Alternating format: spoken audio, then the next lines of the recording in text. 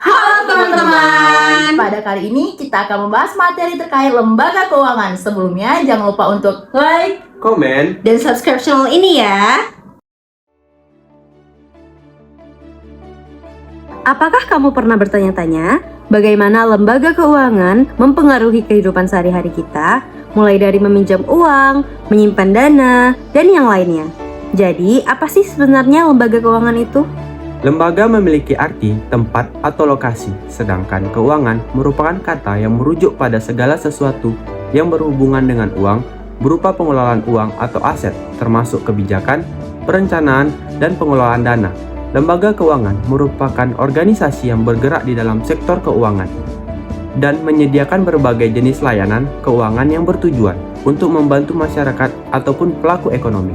Adapun fungsi utama dari lembaga keuangan adalah menghimpun dana dari pihak yang memiliki kelebihan dana dan menyalurkannya kepada pihak yang membutuhkan dana, serta menyediakan berbagai produk dan layanan keuangan seperti pinjaman, investasi, dan pengelolaan risiko. Sejarah perkembangan lembaga keuangan di Indonesia mencerminkan perjalanan panjang negara Indonesia dalam membentuk sistem keuangan dan sistem ekonomi yang dimulai dari masa kolonial hingga era modern. Pada masa Hindia Belanda, sebelum Indonesia meraih kemerdekaannya pada tahun 1945, lembaga keuangan pertama kali muncul dalam bentuk bank-bank Belanda yang menyediakan layanan keuangan, terutama untuk mendukung kepentingan perdagangan kolonial. Setelah proklamasi kemerdekaan, Indonesia mulai membangun fondasi lembaga keuangan nasional sebagai bagian dari upaya merintis kemandirian ekonomi. Pada tahun 1946, negara Indonesia mendirikan Bank Indonesia sebagai bank sentral yang bertanggung jawab atas pengelolaan mata uang dan stabilitas keuangan. Selain itu, sejumlah bank nasionalisasi yang sebelumnya dimiliki oleh Belanda seperti De Javest Bank dialihkan ke pemilikan negara Indonesia. Pada tahun 1952, negara Indonesia mendirikan Bank Negara Indonesia atau yang disingkat dengan BNI sebagai bagian dari upaya untuk meningkatkan inklusi keuangan dan mendukung perkembangan sektor real. BNI bertugas menyediakan kredit kepada sektor-sektor strategis dan mendukung pembangunan ekonomi nasional. Di samping itu, perkembangan lembaga keuangan juga melibatkan pembentukan bank-bank pembangunan seperti Bank Pembangunan Indonesia atau Bappindo yang berperan dalam mendukung proyek-proyek pembangunan infrastruktur. Periode reformasi ekonomi di akhir tahun 1990-an hingga tahun 2000-an membawa perubahan signifikan dalam sektor keuangan.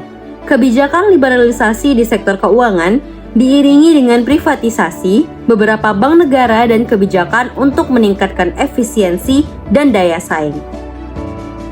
Pada tahun 2004, Otoritas Jasa Keuangan atau biasa kita sebut sebagai OJK didirikan untuk mengawasi dan mengatur seluruh sektor jasa keuangan, menggantikan peran beberapa lembaga pengawas sebelumnya. Selama 2 dekade terakhir, teknologi keuangan atau fintech mulai muncul dan menjadi bagian integral dari sektor keuangan di Indonesia. Pertumbuhan pesat fintech mencerminkan adaptasi lembaga keuangan terhadap kemajuan teknologi dan permintaan masyarakat yang semakin tinggi terhadap layanan keuangan yang lebih cepat dan mudah diakses. Dengan demikian, sejarah perkembangan lembaga keuangan di Indonesia mencerminkan perjalanan panjang dari masa kolonial hingga era modern, ditandai dengan pembentukan lembaga-lembaga kunci, reformasi ekonomi, dan adaptasi terhadap perkembangan teknologi global. Bank menurut Undang-Undang Republik Indonesia Nomor 10 Tahun 1998 adalah badan usaha yang menghimpun dana dari masyarakat dalam bentuk simpanan dan menyalurkannya kepada masyarakat dalam bentuk kredit dan atau bentuk-bentuk lainnya dalam rangka meningkatkan taraf hidup rakyat banyak. Jadi, dalam undang-undang tersebut jelas dituliskan bahwa bank mempunyai kegiatan-kegiatan yang dijalankan. Kegiatan pertama yaitu menghimpun dana dari masyarakat dalam bentuk simpanan yang dibuat dalam bentuk rekening giro, rekening tabungan, dan rekening deposito. Kegiatan kedua adalah mengalokasikan dana kepada masyarakat yang membutuhkan. Berdasarkan fungsinya menurut Undang-Undang Pokok Perbankan Nomor 7 Tahun 1992 dan ditegaskan lagi dengan keluarnya Undang-Undang RI Nomor 10 Tahun 1998, maka jenis perbankan terdiri dari yang pertama, Bank Indonesia, yang kedua, Bank Umum, Dan yang ketiga, Bank Perkreditan Rakyat atau BPR. Berdasarkan Undang-Undang Nomor 13 Tahun 1968, Bank Indonesia memiliki fungsi diantaranya ialah fungsi pokok yang bertugas untuk membantu pemerintah dalam mengatur, menjaga, dan memelihara kestabilan nilai rupiah. Kemudian, mendorong kelancaran produksi dan pembangunan, serta memperluas kesempatan kerja guna meningkatkan taraf hidup rakyat. Yang kedua ialah tugas di bidang pengedaran uang. Bank Indonesia mempunyai hak tunggal untuk mengeluarkan uang kertas, uang logam, yang mana merupakan alat pembayaran yang sah di Indonesia. Yang ketiga adalah tugas Bank Indonesia di bidang perbankan dan perkreditan yang meliputi: pertama, untuk memajukan perkembangan yang sehat dari urusan kredit dan urusan perbankan. Yang kedua ialah mengadakan pengawasan terhadap urusan kredit. Yang ketiga ialah membina perbankan dengan jalan memperluas, memperlancar, dan mengatur lalu lintas pembayaran giral, dan menyelenggarakan clearing antar bank guna menetapkan ketentuan umum tentang solvabilitas dan likuiditas bank, serta memberikan bimbingan kepada bank guna pelaksanaan likuiditas bank. Selanjutnya ialah tugas Bank Indonesia di bidang hubungan keuangan dengan pemerintah yang bertindak sebagai kas pemerintah, menyelenggarakan pemindahan uang pemerintah di antara kantor-kantor di seluruh wilayah Republik Indonesia, membantu pemerintah dalam penetapan surat-surat hutang negara, penata usahaan, serta pembayaran kupon dari pelunasannya tanpa memungut biaya dari pemerintah. Kemudian ialah memberikan kredit kepada pemerintah dalam rekening koran untuk memperkuat kas negara menurut keperluan sebagaimana ditetapkan dalam anggaran pendapatan dan belanja negara, serta membantu menetapkan surat hutang negara untuk membiayai anggaran pendapatan dan belanja negara yang pengeluarannya diatur dengan atau berdasarkan undang-undang dan dapat membeli sendiri surat-surat hutang negara tersebut. Yang kelima, tugas di bidang pengarahan dana, yaitu untuk mendorong pengarahan dana-dana masyarakat oleh perbankan untuk tujuan usaha pembangunan yang produktif dan berencana. Yang keenam, tugas di bidang hubungan internasional dalam rangka menyusun rencana devisa yang mencerminkan pemeliharaan ekonomi nasional dan memperlancar usaha pembangunan dengan memperhatikan posisi likuiditas dan solvabilitas internasional untuk diajukan kepada pemerintah melalui Dewan Moneter.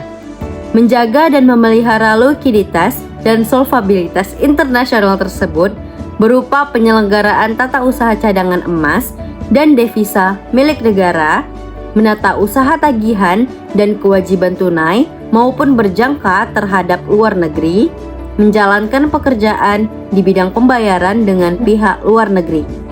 Yang ketujuh, tugas sebagai bank sentral dalam rangka memindahkan uang secara telegram maupun wesel, menerima dan membayarkan kembali uang dalam rekening koran, mendiskonto surat wesel dan surat order, surat wesel dan kertas dagang, kertas pembendaharaan atas beban negara, surat hutang dengan pelunasan, mandat terhadap surat pemerintah membayar atas kas negara untuk rendemen lelang, membeli dan menjual wesel, membeli dan menjual cek, surat wesel dan kertas dagang lainnya, memberi jaminan bank atau bank garansi dengan tanggungan yang cukup dan menyediakan tempat penyimpanan barang-barang berharga. Bank umum adalah bank yang melaksanakan kegiatan usaha secara konvensional dan berdasarkan prinsip syariah yang dalam kegiatannya memberikan jasa dalam lalu lintas pembayaran. Sifat jasa yang diberikan adalah umum, dalam arti dapat memberikan seluruh jasa perbankan yang ada. Bank umum sering disebut bank komersil atau commercial bank. Kegiatan-kegiatan usaha yang dapat dilakukan bank umum yaitu menghimpun dana dari masyarakat dalam bentuk simpanan berupa giro, tabungan, dan deposito, menyalurkan dana dalam bentuk kredit, memberikan jasa-jasa layanan kepada nasabah seperti jasa pemindahan uang atau transfer, jasa penagihan atau inkaso, jasa clearing atau clearing, jasa penjualan mata uang asing atau falas, jasa safe deposit box, traveler check, bank card, bank draft, letter of credit, serta jasa bank lainnya. Di samping kegiatan-kegiatan yang dapat dilaksanakan oleh bank umum sebelumnya, terdapat juga kegiatan yang merupakan larangan bagi bank umum sebagai berikut.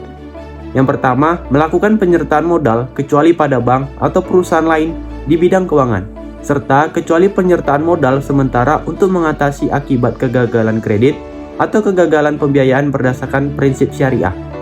Kemudian yang kedua, melakukan usaha peransuransian. Yang ketiga, melakukan usaha lain di luar kegiatan usaha sebagaimana diuraikan sebelumnya. Undang-Undang Nomor 10 Tahun 1998 mendefinisikan BPR sebagai bank yang melaksanakan kegiatan konvensional dan atau berdasarkan prinsip-prinsip syariah yang dalam kegiatannya tidak memberikan jasa dalam lalu lintas pembayaran. Secara umum, BPR mempunyai kegiatan usaha yang lebih terbatas dibandingkan dengan bank umum. Kegiatan usaha yang dapat dilakukan oleh BPR secara lengkap adalah: yang pertama ialah menghimpun dana dari masyarakat dalam bentuk simpanan, baik itu berupa deposito berjangka, tabungan, atau bentuk lainnya. Yang kemudian ialah memberikan kredit, menyediakan pembiayaan dan penempatan dana berdasarkan prinsip syariah yang sesuai dengan ketentuan yang ditetapkan oleh Bank Indonesia. Selanjutnya ialah menempatkan dananya dalam bentuk sertifikat Bank Indonesia atau yang biasa disingkat dengan SBI, deposito berjangka, dan tabungan pada bank lain. Sedangkan larangan bagi BPR adalah: yang pertama ialah menerima simpanan berupa giro dan ikut serta dalam lalu lintas pembayaran.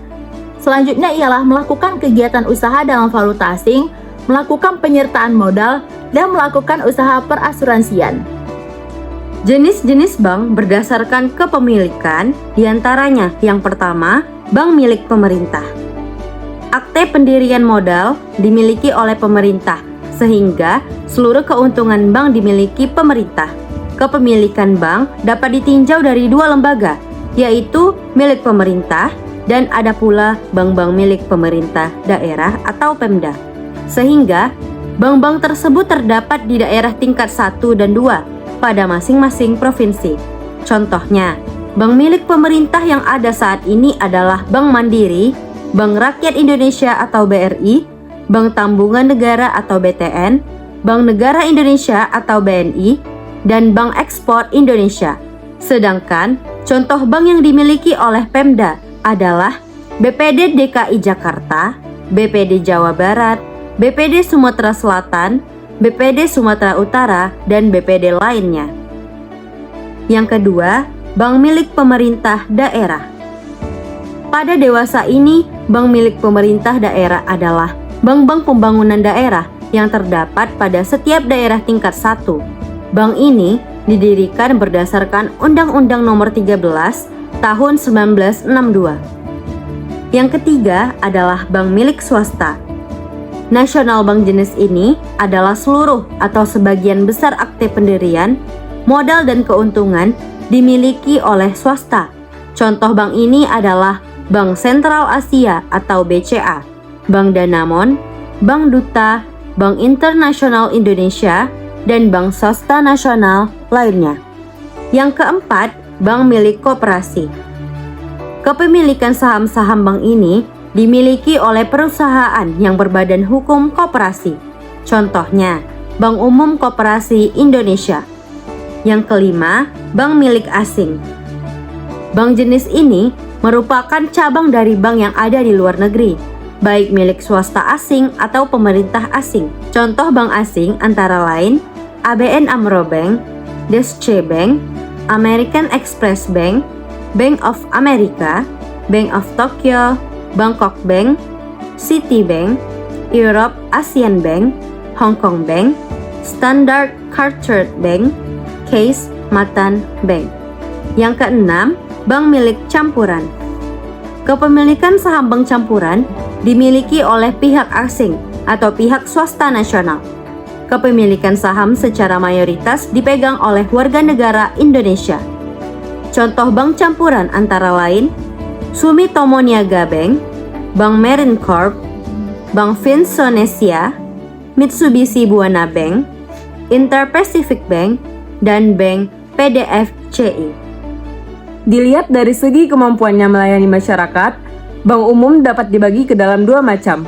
Pembagian jenis ini disebut juga pembagian berdasarkan kedudukan atau status bank tersebut. Status yang dimaksud adalah: pertama, bank devisa.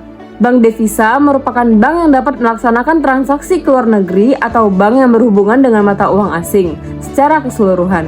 Misalnya, transfer ke luar negeri, inkaso ke luar negeri, dan pembayaran letter of credit dan transaksi lainnya. Persyaratan untuk menjadi bank devisa ini ditentukan oleh Bank Indonesia. Kedua, bank non-devisa. Bank non-devisa merupakan bank yang belum mempunyai izin untuk melaksanakan transaksi sebagai bank devisa, sehingga tidak dapat melaksanakan transaksi seperti halnya bank devisa. Bank non-devisa masih melakukan transaksi dalam batas-batas negara. Jenis bank jika dilihat berdasarkan cara menentukan harga, baik itu harga jual maupun harga beli, terbagi dalam dua kelompok. Yang pertama ialah kelompok yang didasarkan pada prinsip konvensional. Pada prinsip ini, dalam mencari keuntungan dan menentukan harga kepada para nasabahnya, bank yang berdasarkan prinsip konvensional menggunakan dua metode, yaitu yang pertama ialah menetapkan harga sebagai harga yang baik untuk produk simpanan seperti giro, tabungan, ataupun deposito. Demikian pula harga untuk produk pinjamannya atau kredit juga ditentukan berdasarkan tingkat suku bunga tertentu. Penentuan harga ini dikenal dengan istilah spread based. Yang kedua ialah untuk jasa-jasa bank lainnya yang berpihak pada perbankan menggunakan atau menerapkan berbagai biaya dalam nominal atau persentase tertentu. Sistem pengenaan biaya ini dikenal dengan istilah fee based. Kelompok yang kedua ialah bank yang didasarkan pada prinsip syariah. Pada bank ini, hal ini harga yang ditentukan itu sangat berbeda dengan bank yang berdasarkan dengan prinsip konvensional. Bank berdasarkan prinsip syariah adalah aturan perjanjian yang didasarkan pada hukum Islam antara bank dengan pihak lainnya untuk menyimpan dana atau pembiayaan usaha atau kegiatan perbankan lainnya. Sumber penentuan harga atau pelaksanaan kegiatan bank prinsip syariah didasarkan pada hukum Al-Quran dan Sunnah Rasul. Bank berdasarkan prinsip syariah mengharamkan penggunaan harga pokok dengan bunga tertentu. Bagi bank yang berdasarkan prinsip syariah, bunga adalah riba. Dalam menentukan harga berdasarkan prinsip syariah sebagai berikut. Yang pertama ialah pembiayaan yang didasarkan pada prinsip bagi hasil atau mudharabah. Yang kedua ialah pembiayaan berdasarkan prinsip penyertaan modal atau musharokat. Yang ketiga ialah prinsip jual beli barang dengan memperoleh keuntungan atau murabahah. Yang keempat ialah pembiayaan barang modal berdasarkan sewa murni tanpa pilihan atau ijarah. Dan yang kelima adalah pilihan pemindahan kepemilikan atas barang yang disewa dari pihak bank oleh pihak lain yang disebut dengan ijarah wa i'tina. Sebagian bank memfokuskan pelayanan dan transaksinya pada jenis-jenis nasabah tertentu. Secara umum, jenis bank atas dasar target pasarnya dapat digolongkan menjadi tiga. Yang pertama ada retail bank, memfokuskan pelayanan dan transaksi kepada nasabah-nasabah retail. Pengertian retail di sini adalah nasabah-nasabah individual, perusahaan, dan lembaga lain yang skalanya kecil. Kemudian yang kedua, corporate bank, memfokuskan pelayanan dan transaksi kepada nasabah-nasabah berskala besar. Misalnya korporasi. Pelayanan yang diberikan secara perorangan di sini diarahkan untuk menjalin kerjasama yang lebih baik dengan nasabah-nasabah korporasi. Yang ketiga ada retail corporate bank, memberikan pelayanan dan transaksi tidak hanya kepada nasabah retail, tetapi juga kepada nasabah korporasi. Bank jenis ini memandang bahwa potensi baik pasar retail dan korporasi harus dimanfaatkan untuk mengoptimalkan keuntungan maksimal, meskipun terdapat kemungkinan penurunan efisiensi.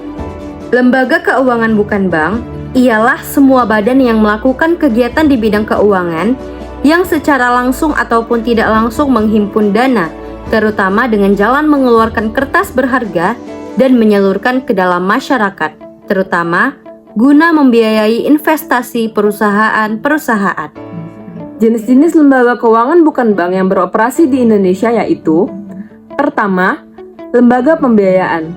Lembaga pembiayaan adalah badan usaha yang melakukan kegiatan pembiayaan dalam bentuk penyediaan dana atau barang modal dengan tidak menarik dana secara langsung dari masyarakat. Sedangkan perusahaan pembiayaan adalah badan usaha yang didirikan khusus untuk melakukan kegiatan yang termasuk dalam bidang usaha lembaga pembiayaan seperti PT Private Development Finance Company of Indonesia Limited. Kedua, lembaga perantara penerbitan dan perdagangan surat-surat berharga. Lembaga perantara penerbitan dan perdagangan surat-surat berharga adalah lembaga dengan usaha utamanya adalah sebagai perantara dalam penerbitan dan menjamin serta menanggung terjualnya surat-surat berharga. Lembaga keuangan ini tidak diperkenankan memberikan kredit yang terdiri dari PT Indonesia Investment International, PT Merchant Investment Corporation, PT First Indonesia Finance and Investment Corporation, PT Mutual International Finance Corporation, dan masih banyak lagi. Selanjutnya ialah perusahaan perasuransian. Perusahaan ini merupakan usaha pertanggungan terhadap risiko yang akan dihadapi oleh nasabahnya. Risiko yang dihadapi oleh perseorangan atau perusahaan terdiri dari berbagai macam bentuk. Oleh sebab itu, perusahaan perasuransian juga terdiri atas berbagai macam bentuk yang sesuai dengan jenis risiko yang akan dihadapinya. Jenis usaha perasuransian digolongkan sebagai berikut. Yang pertama ialah usaha asuransi yang terdiri atas asuransi kerugian, asuransi jiwa, dan reasuransi. Kemudian ialah usaha penunjang asuransi yang terdiri atas pialang asuransi, pialang reasuransi, penilai kerugian, konsultan aktuaria, dan agen asuransi. Pada prakteknya, perusahaan asuransi terdiri atas beberapa jenis. Yang pertama ialah asuransi kebakaran, yaitu asuransi yang menutup resiko kebakaran, petir, ledakan, ataupun kejatuhan pesawat. Selanjutnya ialah asuransi pengangkutan atau marine insurance, yaitu pertanggungan akibat terjadinya kehilangan atau kerusakan pada saat pelayaran. Selanjutnya ialah asuransi aneka, yaitu jenis asuransi kerugian yang tidak dapat digolongkan ke dalam asuransi kebakaran ataupun asuransi pengangkutan, yang meliputi asuransi kendaraan bermotor, kecelakaan diri, pencurian uang, ataupun sebagainya. Selanjutnya ialah asuransi jiwa, yang merupakan suatu jasa yang diberikan oleh perusahaan asuransi dalam menanggulangi risiko yang dikaitkan dengan jiwa atau meninggalnya seseorang. Selanjutnya ialah reasuransi. Pada prinsipnya adalah pertanggungan ulang atau pertanggungan yang dipertanggungkan atau asuransi yang diasuransikan.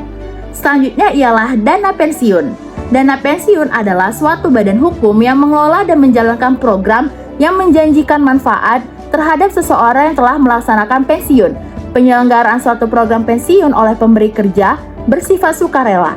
Artinya didasarkan pada asas kebebasan untuk membentuk atau tidak membentuk. Jenis dana pensiun terdiri atas dana pensiun pemberi kerja dan dana pensiun lembaga keuangan.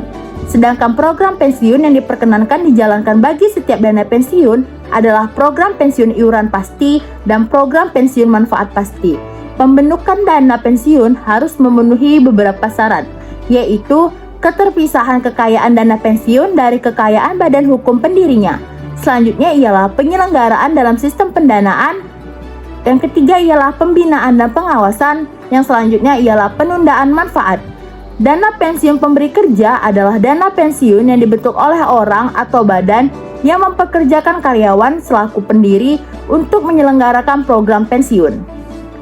Yang kelima, perusahaan efek. Perusahaan efek adalah pihak yang melakukan kegiatan usaha sebagai penjamin emisi efek, perantara pedagang efek, atau manajer investasi. Penjamin emisi efek adalah pihak yang membuat kontrak dengan emiten untuk melakukan penawaran umum bagi kepentingan emiten atau kewajiban untuk membeli sisa efek yang tidak terjual.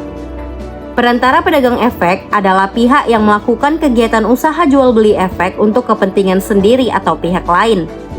Manajer investasi adalah pihak yang kegiatan usahanya mengelola portofolio efek untuk para nasabah atau mengelola portofolio investasi kolektif untuk sekelompok nasabah, kecuali perusahaan asuransi, dana pensiun, dan bank yang melakukan sendiri kegiatan usahanya berdasarkan ketentuan peraturan perundang-undangan.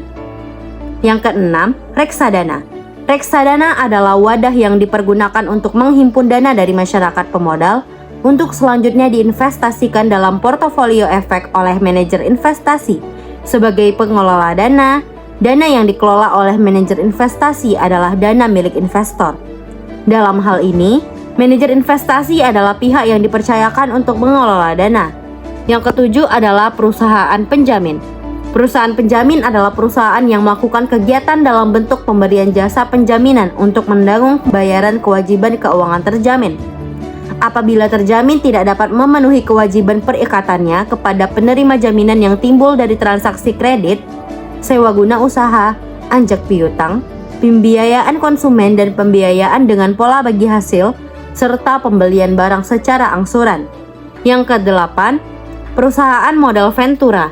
Perusahaan modal ventura adalah usaha pembiayaan dalam bentuk penyertaan modal ke dalam suatu perusahaan yang menerima bantuan pembiayaan untuk jangka waktu tertentu. Pembiayaan untuk jangka waktu tertentu ini Dibatasi maksimal 10 tahun, harus sudah dilakukan tindakan divestasi.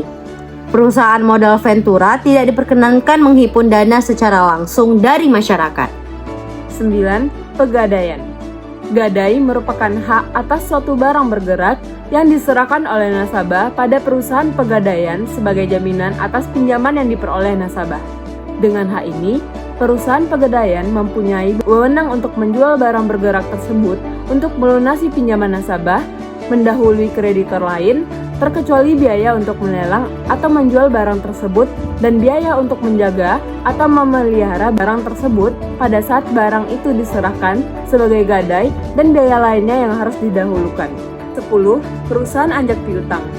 Perusahaan anjak piutang adalah usaha yang dijalankan oleh perusahaan anjak piutang berkaitan dengan pengambil alihan dan pengelolaan kredit suatu perusahaan, tergantung permintaan. Bagi perusahaan kreditur, dengan adanya perusahaan anjak piutang sangat membantu mereka dalam hal mengurangi resiko yang dihadapi terhadap macetnya tagihan perusahaan. Di samping itu, mereka juga dapat lebih berkonsentrasi terhadap kegiatan lain di perusahaan. Koperasi simpan pinjam merupakan suatu kumpulan dari orang-orang yang menjadi anggota koperasi, di mana dalam perkumpulan ini terdiri atas orang-orang yang mempunyai kepentingan bersama, dalam arti mempunyai tujuan bersama di antara para anggotanya. Di dalam koperasi simpan pinjam, setiap anggota yang menyimpan uangnya di koperasi akan diberikan imbalan jasa. Oleh pengurus koperasi uang, para anggota yang disimpan dipinjam kembali kepada para anggota koperasi yang membutuhkannya. Selanjutnya, perusahaan sewa guna usaha. Perusahaan sewa guna usaha di Indonesia sering disebut perusahaan leasing. Pembiayaan di sini artinya jika seorang nasabah membutuhkan barang-barang modal seperti peralatan kantor atau mobil dengan cara disewa atau dibeli secara kredit, maka pihak leasing dapat membiayai keinginan nasabah tersebut sesuai perjanjian kedua belah pihak. Selanjutnya ialah pasar modal. Pasar modal merupakan sarana pendanaan bagi pemerintah ataupun pemilik dana. Dengan demikian, pasar modal memfasilitasi berbagai sarana dan prasarana kegiatan jual beli ataupun kegiatan terkait lainnya. Pasar modal yang diperjualbelikan adalah surat-surat berharga jangka panjang seperti saham atau obligasi. Pasar modal juga merupakan pertemuan antara para penjual dan pembeli yang dapat bertemu di bursa efek. Kemudian ialah pasar uang. Pasar uang merupakan sarana yang mana terkait dengan surat berharga yang jatuh tempohnya kurang dari 1 tahun, seperti commercial paper, call money, sertifikat Bank Indonesia, surat berharga pasar uang atau bankers accepted. Pasar uang, pasarnya adalah abstrak, yang artinya penjualan dan pembelian surat-surat tersebut tidak di dalam pasar tertentu, akan tetapi melalui sarana elektronik seperti telepon, faksimil, atau telex. Dengan kata lain, di pasar uang dapat diperoleh antar kreditor dengan investor secara langsung di berbagai tempat. Pasar uang tujuannya adalah untuk memenuhi kebutuhan modal jangka pendek seperti untuk keperluan modal kerja. Lembaga keuangan syariah. Bank syariah yang merupakan salah satu bagian dari lembaga keuangan syariah merupakan lembaga keuangan yang beroperasi sesuai dengan prinsip-prinsip syariah Islam yang menekankan pada keadilan, kebersamaan, dan larangan atas bunga atau riba. Dibandingkan dengan bank konvensional, bank syariah menawarkan produk-produk keuangan yang berbeda, seperti tabungan mudharabah yang melibatkan pembagian keuntungan antara bank dan nasabah, pembiayaan dengan bagi hasil yang melibatkan konsep bunga, dan berbagai bentuk transaksi lainnya seperti bai salam dan bai al-istithnah. Sebagai pelopor bank syariah di Indonesia, PT Bank Muamalat Indonesia atau BMI telah memberikan kontribusi yang signifikan dalam pengembangan sistem keuangan berbasis syariah sejak didirikan pada tahun 1991. Dengan puluhan cabang tersebar di berbagai kota besar, BMI telah menjadi salah satu bank syariah terkemuka di Indonesia. Selain itu, bank syariah juga telah mendapatkan perhatian dan penerimaan yang luas di luar komunitas muslim. Di berbagai negara seperti Amerika, Australia, dan Eropa, bank syariah telah diadopsi oleh masyarakat non-muslim sebagai alternatif yang menarik dalam mengelola keuangan mereka. Bank syariah memiliki 10 jenis produk. Yang pertama, al-wadi'ah atau simpanan. Yang kedua, pembagian dengan bagi hasil. Yang ketiga, bai al-mudharabah. Yang keempat, bai al-salam. Yang kelima, bai al-istithnah. Yang keenam, al-ijarah atau leasing. Yang ketujuh, al-wakalah atau amanat. Yang kedelapan, al-kafalah atau garansi. Yang kesembilan, al-hawalah atau anjak piutang atau factoring. Yang kesepuluh, ar-ron atau gadai. 1. Al-wadi'ah atau simpanan. Al-wadi'ah merupakan titipan atau simpanan pada bank syariah. Prinsip al-wadi'ah merupakan titipan murni dari satu pihak ke pihak yang lain, baik perorangan maupun badan hukum yang harus dijaga dan dikembalikan apabila si penitip menghendaki. Penerima simpanan disebut yad al-amanah, yang artinya tangan amanah. Si penyimpan tidak bertanggung jawab atas segala kehilangan atau kerusakan yang terjadi pada titipan selama hal itu bukan akibat dari kelalaian atau kecerobohan yang bersangkutan dalam memelihara barang titipan. Yang kedua, pembiayaan bagi hasil. Jika dalam bank konvensional keuntungan bank diperoleh dari bunga yang dibebankan, maka dalam bank syariah tidak ada istilah bunga. Akan tetapi, bank syariah menetapkan sistem bagi hasil. Prinsip bagi hasil dalam bank syariah ditetapkan dalam pembiayaan dalam dilakukan dengan 4 akad utama. Yang pertama, al-musyarakah, yang kedua, al-mudarobah, yang ketiga, al-muza'arah, dan yang keempat, al-musaqah. Yang ketiga, bai al-murabahah. Bai al-murabahah merupakan kegiatan jual beli pada harga pokok dengan tambahan keuntungan yang disepakati. Dalam hal ini, penjual harus terlebih dahulu memberitahukan harga pokok yang ia beli ditambah keuntungan yang diinginkannya. Sebagai contoh, harga pokok barang Gunung Pelalawan Rp 100.000. Keuntungan yang diharapkan adalah sebesar 5.000. Sehingga harga jualnya adalah 105.000. Kegiatan bai al-murabahah baru dilakukan setelah adanya kesepakatan dengan pembeli. Baru kemudian dilakukan pemesanan. Yang keempat, bai as-salam. Bai as-salam adalah pembelian barang yang diserahkan kemudian hari, sedangkan pembayaran dilakukan di muka. Prinsip yang harus dianut adalah harut diketahui lebih dulu jenis, kualitas, dan jumlah barang, dan hukum awal pembayaran harus dalam bentuk uang. Yang kelima, bai al-istihna. Bai al-istihna adalah bentuk khusus dari akad bai as-salam. Oleh karena itu, ketentuan dalam bai al-istihna mengikuti ketentuan dan aturan bai as-salam. Pengertian bai al-istihna adalah kontrak penjualan antara pembeli dengan produsen atau si pembuat barang. Kedua belah pihak harus saling menyetujui atau sepakat lebih dulu tentang harga dan sistem pembayaran.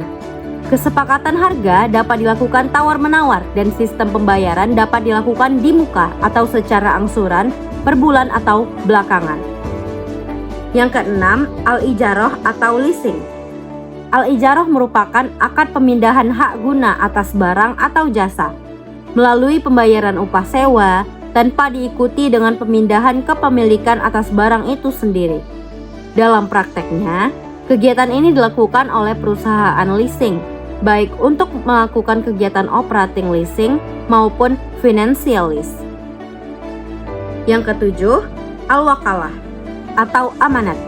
Wakalah atau wakilah artinya penyerahan atau pendelegasian atau pemberian mandat dari satu kepada pihak yang lain. Mandat ini harus dilakukan sesuai dengan yang telah disepakati oleh si pemberi mandat. Yang kesembilan, al-kafalah atau garansi. Pengertian al-kafalah adalah jaminan yang diberikan penanggung jawab kepada pihak ketiga untuk memenuhi kewajiban pihak kedua atau yang ditanggung. Dapat pula diartikan sebagai pengalihan tanggung jawab dari satu pihak kepada pihak yang lain. Dalam dunia perbankan, dapat dilakukan dalam hal pembiayaan dengan jaminan seseorang. Yang kesembilan, al-hawalah atau anjak piutang atau factoring.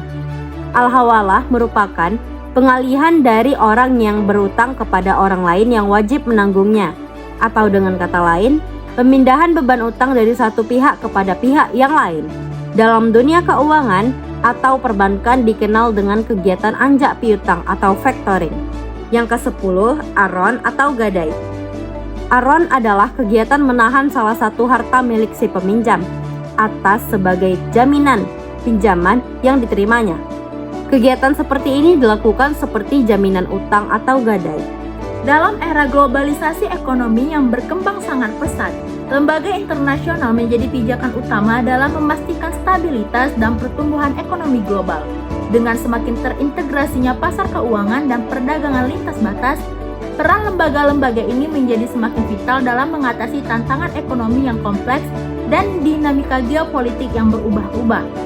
Lembaga keuangan internasional memiliki beragam peran, mulai dari memberikan bantuan keuangan kepada negara-negara yang mengalami kesulitan, memberikan saran kebijakan ekonomi kepada pemerintah, hingga memfasilitasi pembangunan infrastruktur dan hingga memfasilitasi pengentasan kemiskinan di negara-negara berkembang, sehingga dapat menjaga stabilitas ekonomi global, memfasilitasi pertumbuhan ekonomi di negara berkembang, serta memberikan bantuan keuangan dalam mengatasi krisis ekonomi. Fungsi lembaga keuangan internasional. Fungsi utama lembaga keuangan internasional meliputi pemberian pinjaman kepada negara-negara anggota untuk mengatasi masalah keuangan, memberikan bantuan teknis, dan dorongan kebijakan untuk pembangunan ekonomi yang berkelanjutan, serta melakukan pemantauan dan evaluasi terhadap kondisi ekonomi global. Selain itu, mereka juga bertindak sebagai mediator dalam penyelesaian sengketa keuangan antar negara. Contoh lembaga keuangan internasional. Yang pertama ialah Dana Moneter Internasional atau yang biasa disingkat dengan IMF. IMF didirikan pada tahun 1944 dengan tujuan mempromosikan kerjasama moneter internasional, mengamankan stabilitas nilai tukar, memfasilitasi perdagangan internasional yang seimbang, memberikan bantuan keuangan kepada negara-negara anggota yang mengalami kesulitan pembayaran internasional, dan mendorong pertumbuhan ekonomi yang berkelanjutan. IMF terlibat dalam pemantauan dan evaluasi ekonomi global, memberikan pinjaman dan bantuan teknis kepada negara-negara yang membutuhkan, serta memberikan saran kebijakan ekonomi kepada pemerintah anggota. Selanjutnya, Bank Dunia atau World Bank. Bank Dunia yang terdiri dari International Bank for Reconstruction and Development atau IBRD dan International Development Association atau IDI didirikan pada tahun 1944 dengan tujuan memberikan bantuan dan teknis kepada negara-negara berkembang untuk pembangunan ekonomi dan pengentasan kemiskinan. IBRD memberikan pinjaman kepada negara-negara yang memiliki kemampuan untuk membayar kembali, sedangkan IDA memberikan pinjaman dan hibah kepada negara-negara yang berpenghasilan rendah. Dan yang ketiga, Islamic Development Bank atau IDB. IDB didirikan pada tahun 1975 oleh negara-negara Organisasi Konferensi Islam atau OKI dengan tujuan memfasilitasi pembangunan ekonomi di negara-negara anggota melalui pembiayaan proyek-proyek pembangunan dan investasi dalam sektor-sektor strategis seperti infrastruktur, energi, dan pertanian. IDB juga memberikan bantuan teknis dan pelatihan untuk meningkatkan kapasitas pembangunan di negara-negara anggota.